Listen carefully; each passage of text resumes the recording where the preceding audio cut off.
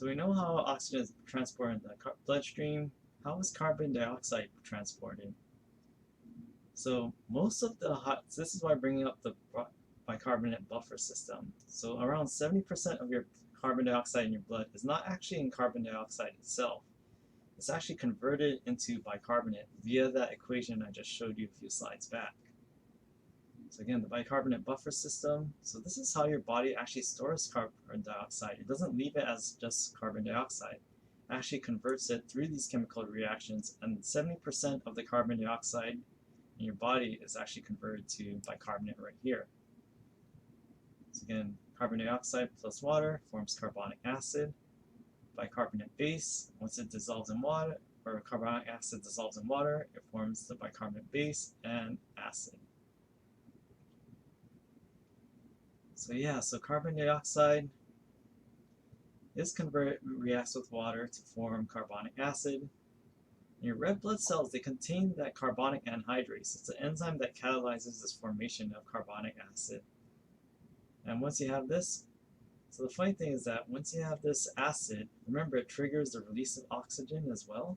So this is why you're able to deliver oxygen. Another thing helping, not only is the partial pressure, but also acidification of tissue further increases the release of oxygen into your environment and into the interstitial fluid bathing your tissues. And there's something called chloride shift. We'll get to that actually when we get to the digestive system. So 23% is bound to hemoglobin. So again, most of it is carbon dioxide is converted via the bicarbonate buffer system into bicarbonate, but there is some bound to hemoglobin. So what happens here? So carbon dioxide we see here on the sidelines. So see you have an area with high carbon dioxide concentration. So the funny thing about carbon dioxide, it can bind to hemoglobin, but this is the thing. If you've had some chemistry or biochemistry, it doesn't compete with heme for the same site as oxygen. Carbon dioxide actually binds to the protein of parts of hemoglobin, but it does not bind to the same part of hemoglobin that oxygen binds to. So the funny thing about what happens when carbon dioxide binds to hemoglobin, it actually starts changing the shape of hemoglobin, and guess what? Just like how acid changes the shape of hemoglobin, so does carbon dioxide. And what does it do? It changes it to a shape where oxygen has an easier time popping off and a harder time binding and staying glued to hemoglobin. So higher carbon dioxide means more release of oxygen. And again, this is why hemoglobin is a really cool molecule that kind of carries out the functions without needing any sort of nervous or endocrine cell input. So again, this complex is what you call HbCO₂. And actually, I don't have a slide for this yet, but the funny thing is, like, carbon dioxide and carbon monoxide, are they the same thing? No, again, well, chemically, you have just CO for carbon monoxide, but CO2, the one we breathe out, that's CO2. Now, carbon monoxide, that competes with heme and competes with oxygen for heme. So carbon monoxide can actually bind to heme. So if carbon monoxide is bound to heme, oxygen can't bind to heme. So if your oxygen can't bind to heme, can it deliver oxygen to the rest of your body? So this is why you have this. I don't really see it here in Hawaii, but I see it in the mainland a lot. Like they have carbon monoxide sensors. So yeah, that's why carbon monoxide, if you have a high concentration of that, this is why people suffocate, because why? All their heme is occupied by carbon monoxide. If it's blocked, carbon monoxide is there instead of oxygen, oxygen can't bind, so these people can't get oxygen and they suffocate. Yeah, but that's a little tangent. So carbon dioxide binds to the protein structure. It doesn't bind to heme. It does not bind to heme. So carbon dioxide competes with, no, it doesn't compete. It binds to the protein structure of hemoglobin, and this triggers the release of oxygen. Alright, so remember, gases do dissolve in liquids. So there is some carbon dioxide dissolved in plasma, but notice that it's only 7%. So only 7% is actually dissolved in the liquid portion of your blood itself. So yes, what happens here? You have a carbon dioxide dissolved in your blood. This is only 7% of the carbon dioxide in your body. Because why? If it was higher, say there was like 90% of the carbon dioxide in your body was in your blood and dissolved in your plasma. Well, say you cut yourself. Does your cut fizz up like this, like a carbonated drink? No, not really, right? So this is why you do have carbon dioxide dissolved in your blood, but it's very small concentration. So it's not going to bubble up like this. Alright, so carbon dioxide, and let's see, Haldane effect, maybe for next year, but we're kind of over time already. But let's talk about something else. Okay, so hypercapnia and hypocapnia. So capnia refers to carbon dioxide, and we will get to hyperventilation real quick, so hang on a bit, alright? So abnormally high carbon dioxide in your bloodstream, and again, remember, what effects does this have? Again, the carbon dioxide via the bicarbonate buffer system is going to trigger the formation of acid and acidify the surrounding tissues. So this can lead to acidosis. If you have high carbon dioxide in your bloodstream, due to that chemical reaction, you're going to have more acid. So this is going to lower the blood pH at normal levels. This will affect enzymes, cellular function as well.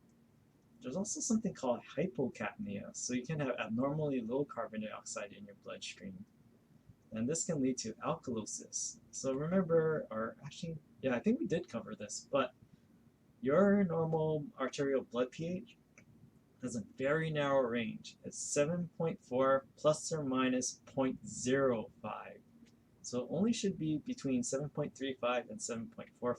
It's not 7.3 and 7.5. It's a very, very narrow range.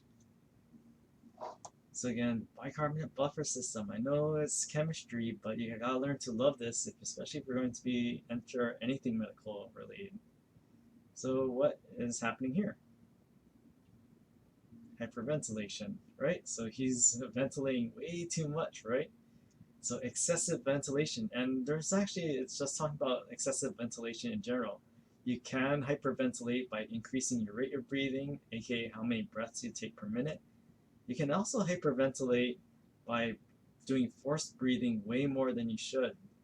So you can take slow breaths, but what happens when you breathe in as much as you can, breathe out as much as you can, and you keep on doing that for a minute? You might start feeling dizzy like you would if you start breathing rapidly. So excessive ventilation, and remember, you're always producing carbon dioxide, but you're also, every breath you take, you're going to release carbon dioxide into the environment. So what will this do?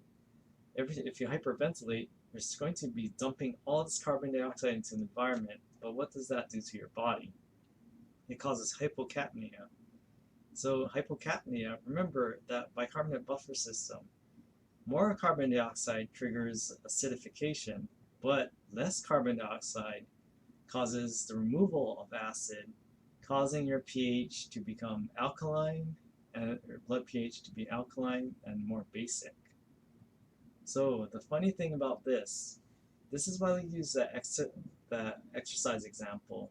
When a tissue gets very acidic, it tends to open up the blood vessels, but the opposite is also true. When a tissue gets more basic and alkaline, blood vessels, instead of opening up, they constrict. So, say you're hyperventilating and your blood starts to become alkaline and your blood vessels are constricting. Say the blood vessels that supply your brain start constricting. What's that going to do to you? Maybe less blood flow to your brain, maybe you start getting a little dizzy. So this is why hyperventilation, this is why if you continue to hyperventilate as long as SpongeBob was doing here, that's why you might eventually pass out if you continue to do this.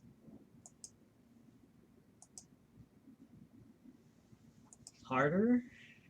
And define harder. So the funny thing about this is like, what's one way your body can recover from alkalosis and acidosis is by just changing your breathing, and we're going to talk about that really soon. So yeah, low pH causes vasodilation, more blood flow, because again, if you have a lack of oxygen and lack of blood flow to an area, maybe you're going to start to accumulate oxygen, or not accumulate. If you have a lack of blood flow to an area, you're probably going to increase your accumulation of carbon dioxide. More carbon dioxide via that bicarbonate buffer system means that you're going to get more acidification and a lower pH. Therefore, if you have low pH, it makes sense to increase the blood flow by opening up those blood vessels even more. Now the opposite is also true. If you have high pH, maybe you're dumping too much carbon dioxide, so maybe you want to slow the flow. So your body automatically starts to constrict these vessels when you have high pH and alkalosis, so you get less blood flows. This is why you get dizzy when you hyperventilate. So what's one way you can compensate for alkalosis and this high pH? Well, how do you treat hyperventilation? You slow your ventilation, so tell them to stop breathing as much and just tell them, okay, slow down your rate of breathing. But what you want to also prevent your carbon dioxide loss. So this is why you might see people say, hey, breathe into a paper bag. So instead of losing that carbon dioxide into the environment, maybe you want to reabsorb your carbon dioxide so this person who's hyperventilating isn't dumping as much carbon dioxide. So you want them to, or you can tell them, well, not to hold their breath for too long, but this is another way you can increase your carbon dioxide. So you can actually really adjust your blood's pH by breathing more or breathing less.